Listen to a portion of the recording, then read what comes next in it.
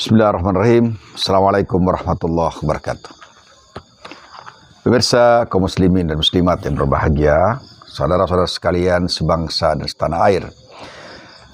Pagi ini mari kita mengkaji, mengaji, menelaah buku Nasaihul Ibad Syarh Muhammad Nawawi Ibnu Omar Al-Jawi Alal Munabbihat Al-Istidad Liyumil Ma'ad, yang ditulis oleh Syekh Syihabuddin Ahmad Ibnu Hajar Al-Asqalani.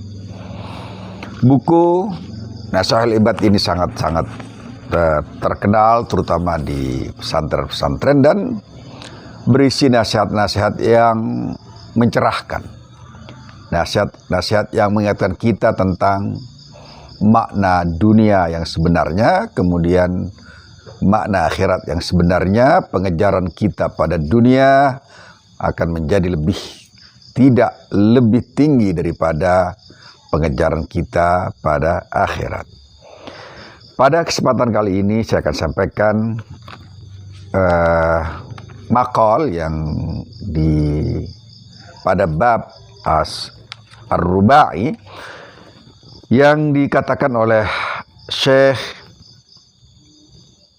Hatim Al-Asam rahimahullahu ta'ala. Annahu qala, sesungguhnya beliau berkata, arba'atu asya la ya'rifu qadaraha illa arba'atu. Ada 4 perkara yang tidak diketahui kecuali oleh 4 orang. Yang pertama adalah asyabab la ya'rifu qadrahu illa syuyukh. Masa muda tidak bisa diketahui, tidak bisa dirasakan apa maknanya, apa fungsinya, apa yang seharusnya dilakukan pada masa syabab itu, masa muda itu, kecuali oleh orang-orang yang tua. Orang-orang tua yang tidak menggunakan waktunya secara maksimal pada saat muda, dia akan menyesali kenapa masa mudanya dilewatkan begitu saja.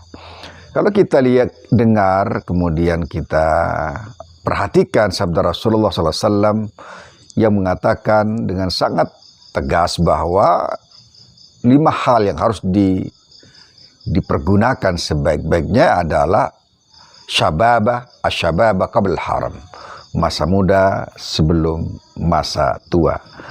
Yang kedua, al-afiyah la ya'rifu qadraha illa ahlul bala. Kesehatan, kebugaran tidak bisa dirasakan, tidak bisa diketahui kecuali oleh orang-orang yang mendapat bala, mendapat ujian, mendapat ibtila dari Allah Subhanahu wa taala.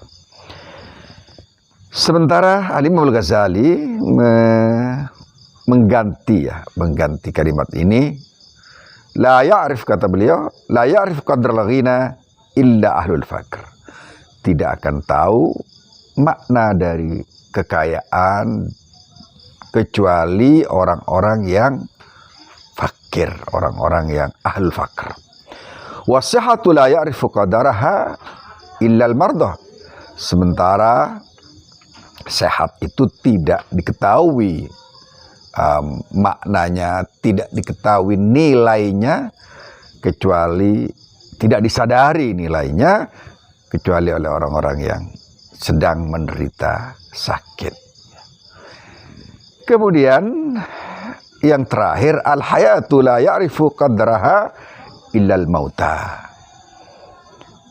Hidup tidak bisa diketahui nilainya, tidak bisa dirasakan nilainya kecuali oleh orang-orang yang telah meninggal. Nah, oleh sebab itulah pemirsa rahimakumullah, mari kita gunakan